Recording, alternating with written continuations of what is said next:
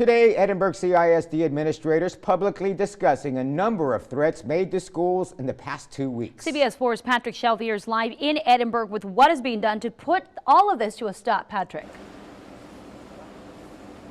More and more every day, people are logging on to social media pages like Twitter, really to share and post anything they like. However, when it comes to threats, what started off as a joke can land you in jail. In the last 2 weeks, at least 10 alleged terroristic threats have been made to Robert Vela and Edinburgh North high schools. Luckily, none of them came to fruition, but those responsible are facing real penalties. Threats are very serious that carry penalties up to state felonies or maybe even federal felonies if they're bigger than where our students and our staff are being threatened. School District Superintendent Rene Gutierrez says students have the mindset that social media posts aren't serious when in fact it's quite the opposite.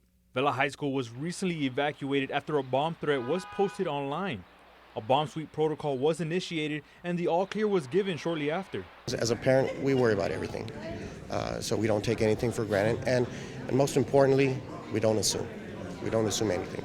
So we have to be very vigilant in everything we do and everything we talk about. Concerned parents like Sam Diaz and Johnny Rodriguez get alerts when events like this happen, but still feel left in the dark as school officials investigate. Any other parent that has a child in school and there's threats that are being made, you're concerned. You know, we're a little nerve-wracking this week. We're on pins and needles, seeing what was going to be developed. 2 underage students from Robert Vela were detained Wednesday and later released after going before 449th District Court Judge Jesse Contreras. A third, 18-year-old Devin Rodriguez, faced a judge Friday afternoon. He was charged with making a false report, a state jail felony, and given a $50,000 cash surety bond. If convicted, he faces 2 years in jail and a $10,000 fine.